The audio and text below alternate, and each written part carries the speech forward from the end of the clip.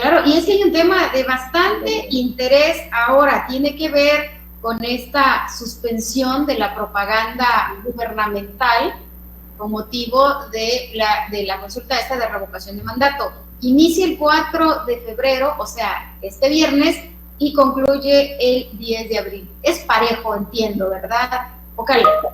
Sí, efectivamente, una vez que se emita la convocatoria por parte del Consejo General del INE, que será el próximo viernes en sesión de Consejo General, está previsto así tanto, bueno, en la ley de revocación de mandato, desde que se emite la convocatoria hasta el día de la jornada de revocación de mandato, que es del 4 de febrero al 10 de abril.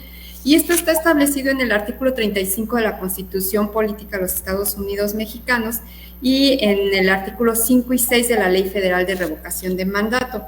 Y señala que durante todo el tiempo que comprende el proceso de revocación de mandato, desde la emisión de convocatoria hasta la conclusión de la jornada de votación, deberá suspenderse la difusión en medios de comunicación de toda propaganda gubernamental de cualquier orden de gobierno. Esto es federal, estatal o municipal. Claro, esto, digo, salvo aquello que tiene que ver con protección civil, supongo, como siempre, como una elección. Como una elección, efectivamente, salvo los servicios educativos de salud y las de protección civil. Son las excepciones que están previstas como si fuera campaña en un proceso electoral. Sí, Marcelo. Claudia, bienvenida, gracias. Los medios de comunicación, ¿qué pueden hacer o qué no pueden hacer? Programas de análisis de opinión, por ejemplo, como ese, el que estamos desarrollando. ¿Hay alguna limitación? ¿Hay alguna prohibición expresa de análisis, por ejemplo, de opinar, de reflejar encuestas, comentarlas, etcétera? Ustedes como reporteros está permitido hacerlo, ¿no? Como comunicadores, como medios de comunicación pueden hacerlo, si pueden revisar los puntos o los temas de interés precisamente, pero lo que está prohibido también es la difusión de la imagen, de la voz de los servidores públicos, ¿no? Es como si se tratara de una campaña, pero no por eso, o sea, el hecho de que haya una veda no quiere decir que no van a trabajar, o sea, lo único que no pueden hacer es la difusión, ¿no? Entonces no pueden hacer difusión de logros de gobierno, de logros de campaña, de obra pública. Básicamente eso está limitado, pero en el ejercicio de la acción o de la profesión periodística, pues por supuesto que está permitido hacer la cobertura noticiosa, que es su función, ¿no? Sí, sería aquí que, por ejemplo, las áreas de comunicación social no pueden estar emitiendo sus comunicados de obra, de que si se dieron banderazos de inicio, eso es lo que de plano no pueden hacer. Exactamente, o sea, solamente la propaganda gubernamental, carácter institucional, fines informativos, educativos o de orientación social. Evidentemente tenemos ahorita lo de la pandemia, que pues es en materia de salud se puede dar, en Quintana Roo nos pegan huracanes, si se llega a dar el caso protección civil, pues también, o algún otro evento pues que requiera un comunicado, por supuesto que está permitido. Pero ninguna propaganda debe incluir nombres, imágenes, voces, símbolos que impliquen la promoción personalizada de cualquier servidor público, ¿no? Entonces, pues los boletines que se emiten, pues siempre son en nombre de un servidor público, ¿no? Sí, claro, sí. Aquí tendría que ser la cobertura del medio o el periódico, ¿no? Efectivamente, así es. Ok. Armando. ¿Un micrófono? Gracias, licenciada. Ampliando la pregunta, y con relación a los partidos políticos, considerando incluso que estamos en procesos en el Estado, en este caso, en precampañas, ¿no?, internas, o donde no hubiera, ¿pueden los partidos políticos hacer algún tipo de mención, llamado con relación a este evento de la revocación? Buenas tardes, Armando. No pueden hacerlo. Toda la difusión y la promoción de este ejercicio democrático cae en el Instituto Nacional Electoral. Entonces nosotros debemos de hacer toda la promoción y seremos la única instancia a cargo de difusión de los mismos. Para eso ya se hizo llegar, por ejemplo, a todos los medios de comunicación de radio y televisión la pauta para la eventual revocación de mandato como ad cautelam, porque pues estábamos en el proceso, pero no podemos llegar de un día a otro a decirles, y aquí está la pauta, ¿no? Entonces, en este sentido, el Consejo General aprobó un acuerdo desde el año pasado, en noviembre del año pasado, en el cual se determinó, por ejemplo, cómo se iba a distribuir el tiempo en radio y televisión en aquellas entidades que tenemos proceso electoral. Y bueno, pues quedó el 80% para proceso electoral y el 20% de revocación de mandato del tiempo que ya se tiene para ello, ¿no? Es decir, no tiempo adicional, sino el que tenemos en radio y televisión se distribuye de esa manera. Pero partidos políticos no pueden hacer promoción de revocación de mandato. Ni partidos ni funcionarios, menos. Ni funcionarios, nadie. Solamente el INE puede hacer la difusión. Y pues arrancamos la difusión al día siguiente de la emisión de la convocatoria. Este es el 5 de febrero, iniciamos fuerte con esta difusión. Y en el caso de los gobiernos, por ejemplo, en medios impresos pueden salir impreso el 5 o el 4, que es el último día. A ver, no me entendí la pregunta. Por ejemplo, en medios de impresos, periódicos, ¿no? La obra gubernamental puede salir impresa solo hasta el 4. Hasta el 4. El 5, 0. El 5, nada. Sí, porque el 4 se emite la convocatoria, entonces claro. Al día siguiente empieza, bueno, a partir de que se emite la convocatoria, pero evidentemente un medio impreso hace su tiraje desde antes de que se emita la convocatoria. Ajá, así es, tiene que ser. Y evidentemente sería un acto anterior, de un día antes, 2 días antes, ¿no? Claro. Oiga, ¿y cómo cerraron el tema de la credencialización, el cambio de domicilios y nuevas credenciales, si es que tiene el datito?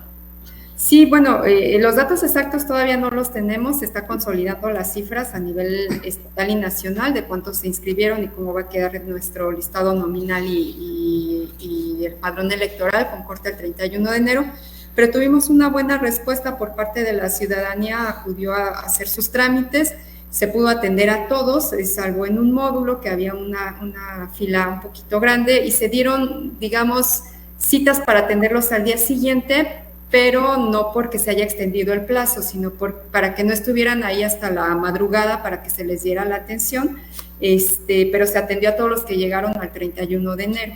Y pues con eso estamos consolidando las cifras, ¿no? Para ver cuántos trámites se realizaron y cómo quedará nuestra lista nominal para el proceso electoral y también para la revocación de mandato. Claro, y con base en ello ya posteriormente tendrán donde hubo más solicitud de esto, ¿no? De las nuevas credenciales y cambios de domicilio. Gracias. Así es, y ahorita recordar que estamos haciendo las reposiciones de credencial por robo, extravío o deterioro grave. Entonces estamos haciendo trámites, pero ya no cambios ni actualizaciones. Marcelo, ¿tienes alguna pregunta? Sí, con respecto al tema, volviendo al tema de la consulta, ¿cuáles son los avances? ¿Cuáles son también los desafíos en vista de que hubo una complicación por el tema presupuestal? ¿Cómo quedó eso finalmente? Bueno, seguimos con el desafío del tema presupuestal. De hecho, el 4 que se emita la convocatoria se van a definir cuántas mesas receptoras, cuántas casillas vamos a instalar con los recursos disponibles y las economías que todavía se pudieran generar de aquí al mes de abril. Todavía no tenemos ese dato, ese es un desafío, por ejemplo, porque ya tenemos la insaculación o el sorteo para la integración de casillas para revocación de mandatos el próximo 7 de febrero. Entonces debemos de conocer cuántos supervisores, cuántos CAEs vamos a tener, cómo vamos a integrar áreas de responsabilidad y no tenemos el dato todavía, se estará aprobando el propio 4, esta información y los consejos distritales van a sesionar el mismo día para aprobar al personal que va a ser contratado para este ejercicio de revocación de mandato. Y después tenemos que hacer la conformación, cómo los vamos a distribuir. Es decir, el presupuesto no alcanza para instalar el número de casillas, como está previsto en la ley, que sean igual que en un proceso electoral. Podremos hacer acaso una tercera parte de instalación y habría que ver el criterio que se está tomando. Estamos tomando como referente las casillas o las mesas que instalamos en consulta popular, que es aproximadamente una tercera parte de las casillas, de acuerdo al listado nominal. Pero el Consejo General aprobará el próximo 4 cómo va a ser este mecanismo y entonces, bueno, el desafío pues sí es el tiempo, la falta de recursos, pero bueno, por fortuna tenemos Servicio Profesional Electoral Nacional con mucha experiencia, pues que sabe enfrentar estos retos que se vayan presentando. Armando, tú tenías una duda ahí respecto a las precampañas, ¿no?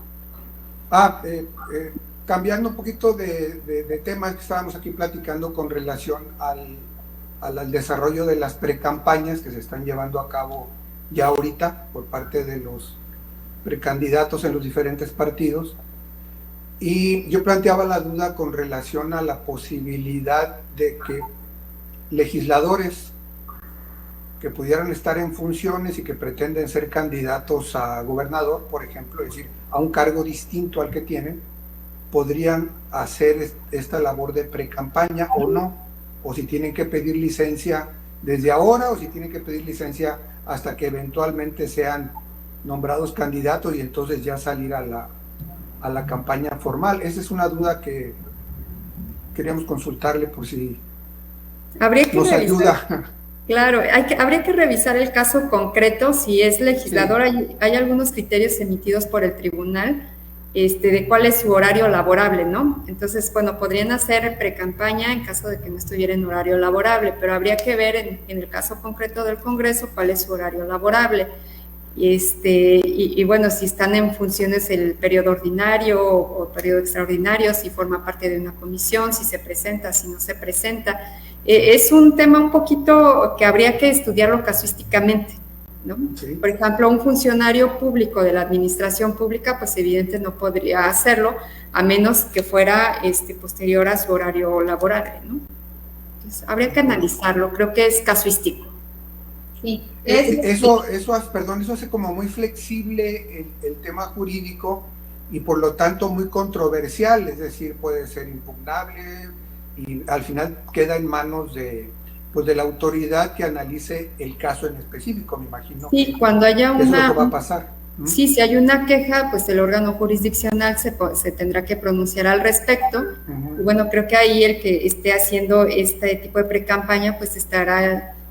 o esperaría yo que se asesorara y que revisara las implicaciones, que quizás le pudiera negar un registro, ¿no? O sea, dependiendo, pero habría que revisarlo.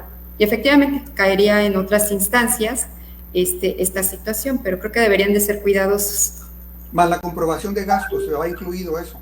Sí, eso sí nosotros lo hacemos, la comprobación, bueno, más bien hacemos la fiscalización de los recursos que gastan en precampañas, en campañas.